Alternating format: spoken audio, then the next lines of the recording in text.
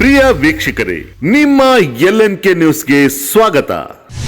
ಗೃಹಲಕ್ಷ್ಮಿ ಯೋಜನೆಯ ವಂಚಿತರಿಗೆ ಶುಭ ಸುದ್ದಿ.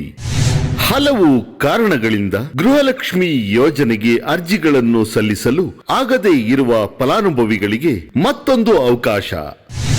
ಈ ಯೋಜನೆಯ ಪ್ರಾರಂಭದಲ್ಲಿ ಮಹಿಳಾ ಮತ್ತು ಮಕ್ಕಳ ಅಭಿವೃದ್ಧಿ ಇಲಾಖೆಯು ಆಹಾರ ಇಲಾಖೆಯಿಂದ ಪಡಿತರ ಚೀಟಿದಾರರ ದತ್ತಾಂಶವನ್ನು ಪಡೆದು ಫಲಾನುಭವಿಗಳು ಅರ್ಜಿ ಸಲ್ಲಿಸಲು ಅವಕಾಶವನ್ನು ಒದಗಿಸಿ ಕ್ರಮ ಕೈಗೊಂಡಿತ್ತು. ತದನಂತರ ಬಹಳಷ್ಟು ಪಡಿತರ ಚೀಟಿದಾರರು ತಮ್ಮ ಪಡಿತರ ಚೀಟಿಯಲ್ಲಿ ಹಲವು ಬದಲಾವಣೆಯನ್ನು ಮಾಡಿಸಿಕೊಂಡಿದ್ದು, ಈ ಬದಲಾವಣೆಗಳಿಂದಾಗಿ ಗೃಹಲಕ್ಷ್ಮಿ ಯೋಜನೆಗೆ ಅರ್ಜಿಯನ್ನು ಸಲ್ಲಿಸುವ ಸಮಯದಲ್ಲಿ ಅರ್ಜಿಯನ್ನು ಸಲ್ಲಿಸಲಾಗದೆ ಫಲಾನುಭವಿಗಳು ಗೊಂದಲಕ್ಕೆ ಈಡಾಗಿ ಕಚೇರಿಗಳಿಗೆ ಅಲೆದಾಡುತ್ತಿರುವುದು ಇಲಾಖೆಯ ಗಮನಕ್ಕೆ ಬಂದಿರುತ್ತದೆ. ಅಂತಹ ಫಲಾನುಭವಿಗಳಿಗಾಗಿ ಪ್ರಸ್ತುತ ಮಹಿಳಾ ಮತ್ತು ಮಕ್ಕಳ ಅಭಿವೃದ್ಧಿ ಇಲಾಖೆಯವರು ಆಹಾರ ನಾಗರಿಕ ಸರಬರಾಜು ಮತ್ತು ಗ್ರಾಹಕರ ವ್ಯವಹಾರಗಳ ಇಲಾಖೆಯಿಂದ ಮತ್ತೊಮ್ಮೆ ಪರಿಷ್ಕೃತ ದತ್ತಾಂಶವನ್ನು ಪಡೆದು ಇದೇ ತಿಂಗಳು ಅಂದರೆ ಜನವರಿ 2024 ಹೊಸ ವರ್ಷಕ್ಕೆ ವಂಚಿತ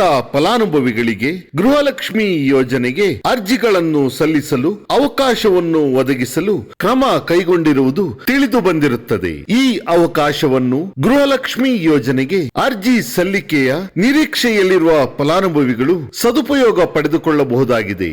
ಹಾಗೂ ಈಗಾಗಲೇ ಅರ್ಜಿ ಸಲ್ಲಿಸಿ ಹಲವು ಕಾರಣಗಳಿಂದ ಹಣ ಸಂದಾಯವಾಗದೇ ಇರುವ ಅರ್ಜಿದಾರರು ಮತ್ತೊಮ್ಮೆ ಸೇವಾ ಕೇಂದ್ರಗಳಿಗೆ ತೆರಳಿ ಸೂಕ್ತ ಮಾಹಿತಿ ಹಾಗೂ ದಾಖಲೆಗಳನ್ನು ನೀಡಿ ತಮ್ಮ ಅರ್ಜಿ ಸಲ್ಲಿಕೆಯ ಕಾರ್ಯ ಪೂರ್ಣಗೊಳಿಸಿಕೊಂಡು ಯೋಜನೆಯ ಲಾಭ ಪಡೆಯಬಹುದಾಗಿದೆ.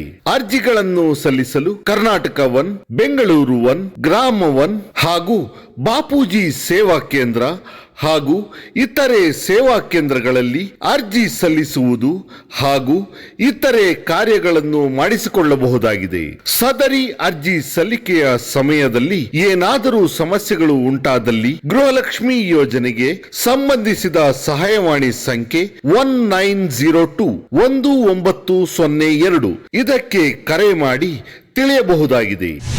ಈ ವಿಷಯ ನಿಮಗೆ ಇಷ್ಟವಾಗಿದ್ದಲ್ಲಿ ತಮ್ಮ ಆಪ್ತರಲ್ಲಿ ಹಂಚಿಕೊಳ್ಳಿ.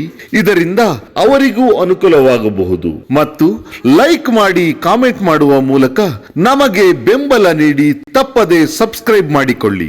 ಧನ್ಯವಾದಗಳು.